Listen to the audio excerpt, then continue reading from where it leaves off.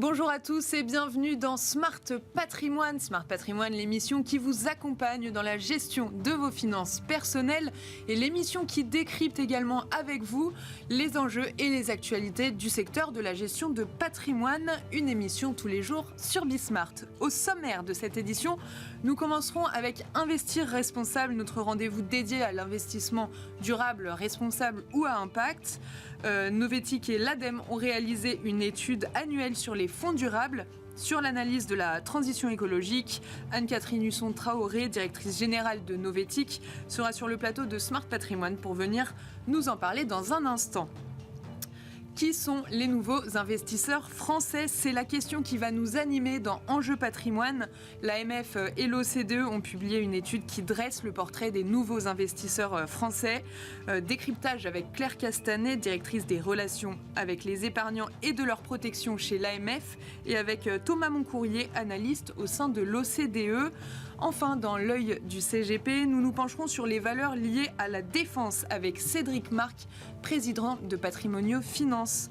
Bienvenue à vous tous qui nous rejoignez. Smart Patrimoine, c'est parti.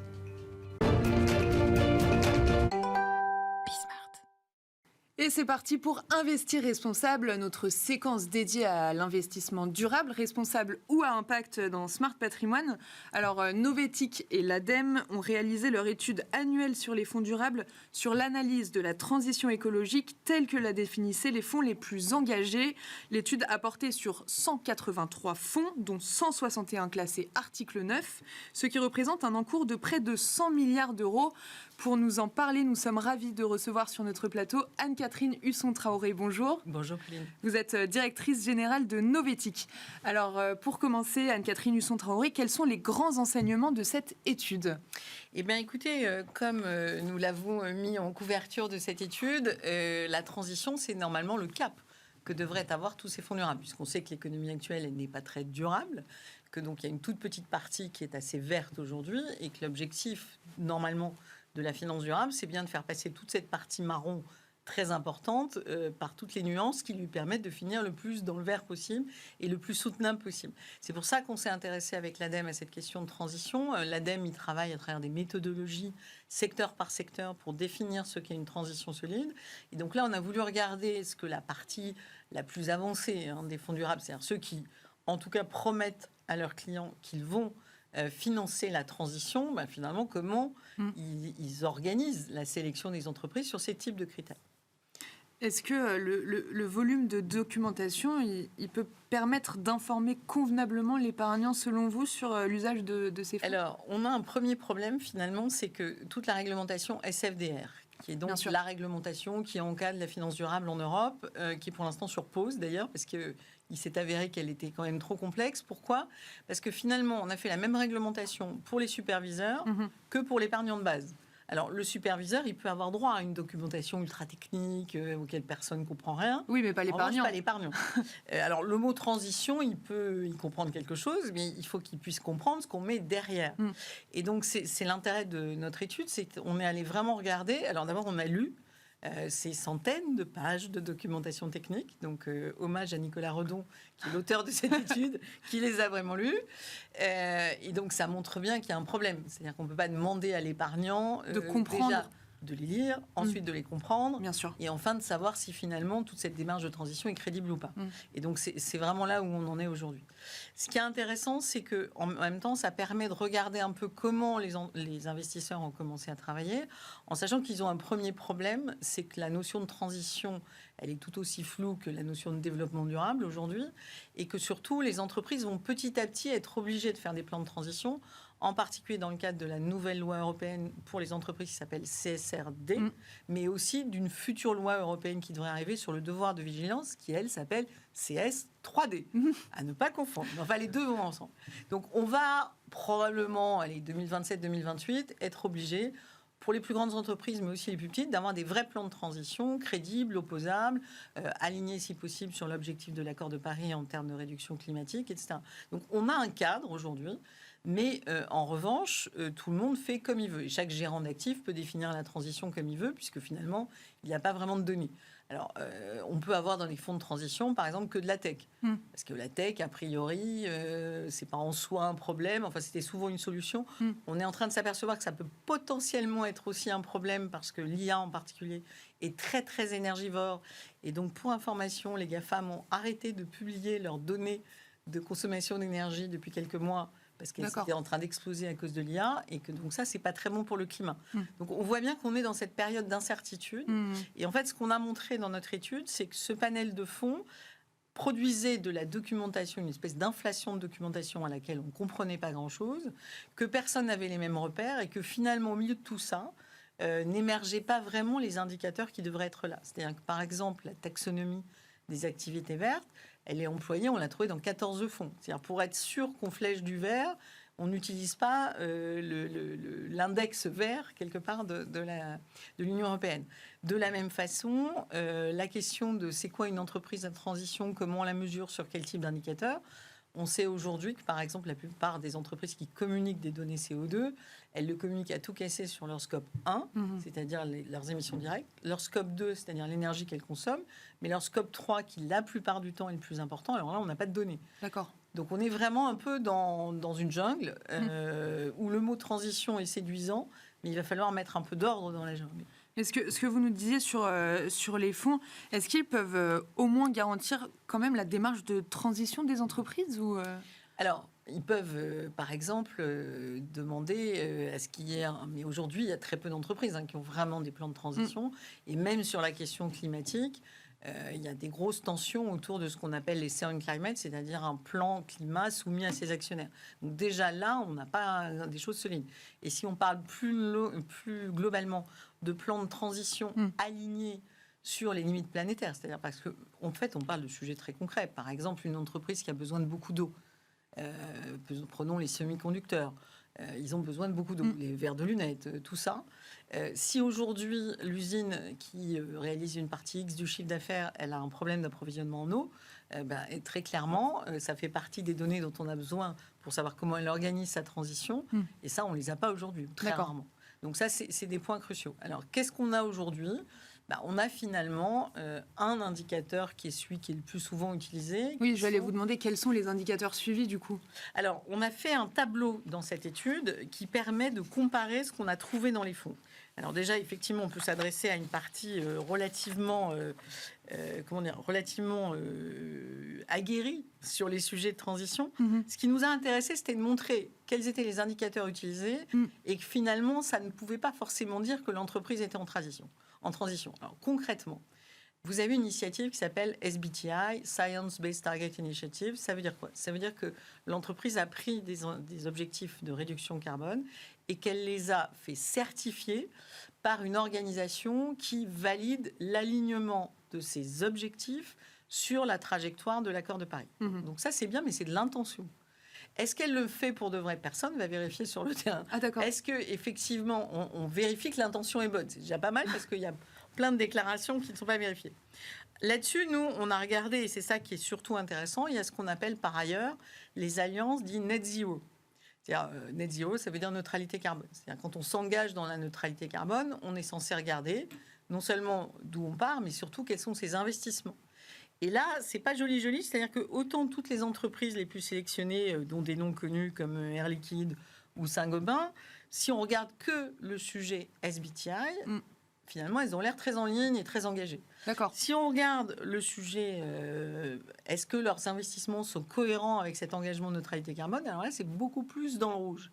Et finalement, on n'a quasiment pas d'entreprises qui sont vraiment au vert dans leur transition, à une exception près qui est Iberdrola. Donc, ce qui est effectivement très compliqué aujourd'hui pour un investisseur, c'est à lui tout seul de faire l'étude que nous avons faite, qui a pris la lecture de centaines de pages de documentation, l'expertise de Nicolas Redon, qui est notre expert finance verte à Novetic. Ça va pas. Et c'est vrai que je discutais avec des régulateurs ce matin qui disent très bien que ils vont aujourd'hui prendre de plus en plus de mesures pour que les gérants d'actifs aient une communication claire, lisible et transparente pour le client final. Et ça, il y a encore beaucoup de travail à faire. Pour l'instant, les gérants ont tendance à se faufiler dans les trous dans la raquette de la réglementation en se disant c'est trop compliqué. Nous, on coche les cases pour le superviseur et puis l'épargnant, il se débrouillera bien. Donc encore un peu besoin de pédagogie quand même avec l'épargnant final. Merci beaucoup Anne-Catherine Husson-Traoré, vous êtes directrice générale de Novetic. Et quant à nous, on se retrouve tout de suite dans Enjeu Patrimoine. Et c'est parti pour Enjeu Patrimoine. Nous allons revenir ensemble sur une étude menée par l'OCDE pour le compte de l'AMF qui dresse le portrait des nouveaux investisseurs français avec Claire Castanet, directrice des relations avec les épargnants et de leur protection chez l'AMF. Bonjour. Bonjour Pauline. Et avec Thomas Moncourrier, analyste au sein de l'OCDE. Bonjour. Bonjour. Alors tout d'abord, pour commencer, Claire Castanet, pourquoi avoir commandé cette étude ? Nous avons observé à l'autorité des marchés financiers que depuis 2020, il y a plus d'1 million de nouveaux investisseurs qui sont arrivés en bourse. Donc c'est un chiffre très significatif, bien sûr avec un pic majeur en 2020-2021. Pendant le Covid donc ? Pendant le Covid, ça s'est stabilisé, mais ça reste toujours là, avec un vrai renouvellement de génération. Et il nous paraissait très important dans notre rôle de protection de l'épargne, d'accompagnement, d'éducation financière, d'avoir des éléments très tangibles, très factuels, pour mieux connaître ces investisseurs, la façon dont ils se renseignent, comment ils investissent, leurs attitudes, leurs comportements. Et c'est pour cela que nous avons demandé un financement à la Commission européenne pour mener cette étude et surtout avoir des recommandations en matière de stratégie d'éducation financière. Donc une étude inédite, je rappelle, c'est la première fois qu'on fait une étude de cette sorte. Thomas Moncourrier, quelle méthodologie vous avez utilisée pour dresser ce portrait des nouveaux investisseurs français ? Alors tout d'abord, on a procédé en 2 temps. On a fait une phase qu'on va dire plus quantitative et qui a été suivie par une phase qualitative. Donc sur la phase quantitative, on a essayé d'analyser qui étaient ces nouveaux investisseurs. D'accord. Donc on est parti sur un panel de plus de 8000 personnes et on leur a demandé tout simplement quand avait-il investi pour la première fois. Et il en est sorti que 24% étaient des investisseurs, donc en produits boursiers, en cryptoactifs, en financement participatif, en ETF, etc. Et la moitié d'entre eux, donc 12%, étaient des investisseurs donc, qui avaient commencé pendant le Covid à partir du, on va dire, début 2020. Et donc sur cette base, sur cet échantillon de un petit peu plus de 1000 nouveaux investisseurs, nous leur avons posé des questions très précises, donc sur leurs attitudes, leurs connaissances financières, le type de placement financier qu'ils avaient réalisé, etc. Et ensuite, une fois que cette phase a été réalisée, on a conduit une phase de 40 entretiens qualitatifs, donc qui ont duré à peu près 1 heure environ. En ligne avec différents profils de nouveaux investisseurs qu'on avait repérés pendant la phase quantitative. Donc voilà, des investisseurs, on en avait certains qui étaient plus jeunes, certains qui étaient plus diversifiés, d'autres plus dynamiques ou consciencieux dans leur recherche d'informations notamment. Et on a conduit donc ces études qualitatives dans un second temps pour avoir de plus amples informations que la phase quantitative qui était vraiment un questionnaire en ligne ne pouvait pas répondre. Donc voilà pour la méthodologie de manière générale. C'est comme ça que vous avez pu dresser un portrait en fait global des nouveaux investisseurs français. Quels sont, Thomas Moncourrier pour commencer, ensuite Claire Castanet, quels sont les grands enseignements de cette étude selon vous, Thomas ? Alors, je pense, vu que le caractère novateur de l'étude, je pense qu'on a eu pas mal d'enseignements très intéressants sur lesquels on est en train de travailler actuellement. Mais si je pouvais dire quelques grands axes, notamment au niveau du profil, on va dire, sociodémographique, il y a vraiment cette variable de l'âge qui est comparée aux anciens investisseurs, donc qui investissaient avant le Covid. On a vraiment une prépondérance des jeunes, notamment des 18-25 ans. Je crois que de mémoire, plus de 50% de nouveaux investisseurs ont moins de 35 ans. Donc, en comparaison, avant Covid, quelle était la tranche d'âge à peu près des investisseurs ? Je n'ai plus les chiffres exacts en tête, mais de manière générale, c'était quand même très très prégnant que les anciens investisseurs avaient en moyenne beaucoup plus âgés. D'accord. Et sur la classe, notamment des plus de 65 ans, ils étaient beaucoup plus présents que les nouveaux investisseurs. Là, on a vraiment une prépondérance des 18-25 ans et de manière générale moins de 35 ans. Donc ça, c'est pour le côté plus sociodémographique. Après, au niveau de l'investissement en tant que tel, c'est vrai qu'on a une forte préférence pour les cryptoactifs. Donc là encore, comparé aux anciens investisseurs, c'est assez patent. Je crois que c'est plus de 50% des nouveaux investisseurs qui investissent en cryptoactifs. Et quand on regarde par classe d'âge, 18-25 ans par exemple, je crois que ça va de plus de 65%. Donc c'est quand même des chiffres qui sont assez importants. Ensuite, un autre élément qui était quand même assez éclairant de notre côté, c'était sur la recherche des sources d'information. Quelles sont les sources d'information utilisées par ces nouveaux investisseurs lorsqu'ils réalisent un investissement. Donc, premier point assez positif, ils recherchent de l'information selon différentes sources. Donc, de manière générale, la grande majorité cherche de l'information, même s'il y a une petite partie qui n'en cherche pas et sur laquelle on va se focaliser. Mais une grande partie cherche de l'information via plusieurs sources. Cependant, la majorité de ces sources sont souvent non réglementaires, informelles. Donc, on peut penser aux réseaux sociaux, par exemple, aux influenceurs sur les réseaux sociaux, notamment pour la tranche d'âge la plus jeune. Donc ça, c'était vraiment un élément intéressant. Si je peux en dire un quatrième, notamment au niveau des comportements, des attitudes, des motivations d'investissement, c'est vrai qu'on retrouve un profil de joueurs en ligne. Ils jouent beaucoup aux jeux vidéo en ligne, une grande majorité paris en ligne ou hors ligne, mais donc un profil de gamer joueur.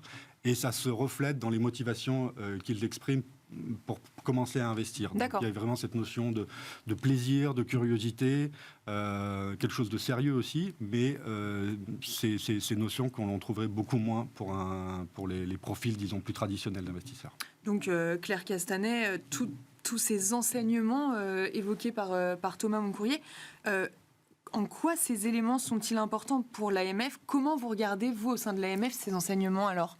Ces enseignements sont précieux parce qu'on est face à un renouvellement de génération qui est marqué par son temps aussi. L'aspect jeu est sans doute générationnel.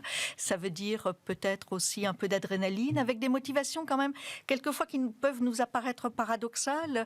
Une des motivations premières, c'est gagner beaucoup d'argent.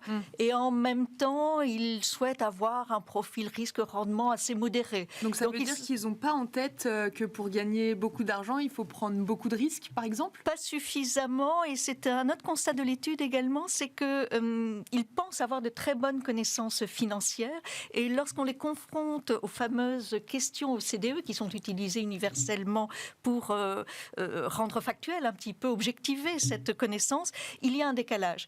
Donc ça signifie que l'on a des personnes qui sont attirées par le monde des actions, qui sont effectivement plutôt curieux, moi je dirais reliés, effectivement avec des sources d'informations variées, comme on le disait avec les réseaux sociaux, mais ils ont envie de connaître. Donc cette curiosité, c'est un point d'appui également. Mais du coup, cette curiosité, ils ont envie de connaître, ça fait qu'il faut quand même que vous, AMF, vous devez adapter votre discours à ces jeunes générations. Et c'est vraiment notre objectif, c'est-à-dire que nous attendons beaucoup des suites de cette étude, parce qu'il y aura d'autres étapes, notamment des recommandations de la part de l'OCDE, pour avoir une stratégie d'éducation financière ciblée, savoir comment on s'appuie sur finalement les éléments qui les caractérisent et qui sont intéressants, comment on les fait progresser en matière de connaissances, sur quels canaux doit-on s'adresser à eux. Alors bien sûr, les réseaux sociaux, l'AMF est déjà sur les réseaux sociaux et fait déjà beaucoup de choses, mais on souhaite avoir un peu de nouveauté. Comment on prend en compte ce profil aussi de joueur qui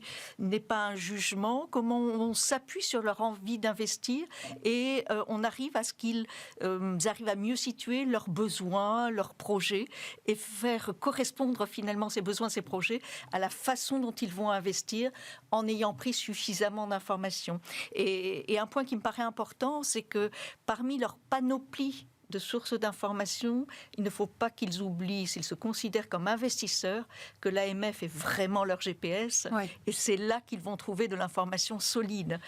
J'allais dire, en fait, il y a en ce moment, depuis quelques années maintenant, il y a beaucoup d'arnaques sur le web, sur les réseaux sociaux. Est-ce que ces nouveaux investisseurs, ils arrivent quand même à voir quand c'est une arnaque? Est-ce qu'ils ont encore besoin de pédagogie sur ces sujets-là, Claire Castanet? Là aussi, un certain paradoxe, parce qu'ils disent être conscients qu'il y a beaucoup d'arnaques, ils ont l'air assez confiants, et puis quand on leur demande, mais vous, ça vous est arrivé? On a quand même 35%, et ça c'est le baromètre AMF de l'épargne et de l'investissement qui nous le dit, 35% des moins de 35 ans déclarent avoir déjà subi une arnaque financière.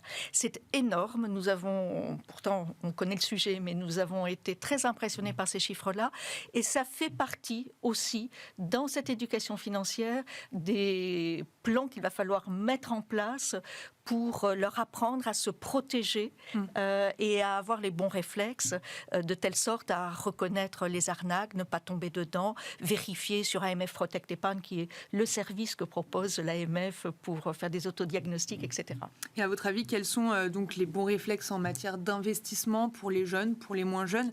Quels sont les bons réflexes à avoir en tête? Et surtout, on est en début d'année 2024. À quoi il faut faire attention, Claire Castanet, cette année? Alors d'ores et déjà, bien sûr, ne pas croire que la martingale existe sur les marchés financiers et se méfier des offres trop alléchantes. Avoir bien une notion du risque-rendement, et que bien évidemment, plus on souhaite un rendement élevé, plus on prend de risques. D'autre part, avoir toujours en tête de diversifier. Ça, c'est extrêmement important, et on s'aperçoit que pour ces nouveaux investisseurs, l'univers de placement est plus large que ce qui existait pour les investisseurs traditionnels, et je pense notamment aux cryptos. Vérifier sur les arnaques, il y a beaucoup d'usurpations, vérifier les listes noires de l'AMF, même si elles ne sont jamais exhaustives, et puis, si ce n'est pas régulé, ne pas y aller. Thomas Moncourrier, quelque chose à ajouter sur les bons réflexes à avoir sur les marchés financiers cette année? Si je pourrais peut-être repartir sur un point positif de l'étude, parce qu'il y a quand même il y a quelques points positifs de l'étude, et notamment sur les bons réflexes sur les marchés financiers. On s'aperçoit que une grande partie d'entre eux, en fait, a des techniques en ligne assez sécurisées en termes de ce qu'on appelle une culture financière digitale, on va dire, tout ce qui est protection des données ou protection des appareils ou protection lorsqu'ils établissent des transactions en ligne, par exemple. On s'aperçoit qu'ils appliquent toutes ces techniques de manière assez satisfaisante, donc je pense que c'est quelque chose sur lequel on peut s'appuyer. Et puis leur envie de connaître, et surtout leur connaissance entre guillemets de l'AMF. Beaucoup connaissent l'AMF avec une réputation, une respectabilité, une notion de sérieux qui émane de l'AMF pour ces nouveaux investisseurs. Donc ce sont des éléments sur lesquels on peut travailler, je pense, par la suite, et sur lesquels on va bâtir pour cette année 2024. Merci beaucoup Thomas Moncourrier, vous êtes analyste au sein de l'OCDE. Merci Claire Castanet, directrice des relations avec les épargnants et de leur protection à l'AMF. Merci à tous les deux d'avoir dressé un petit peu ce portrait des nouveaux investisseurs en France.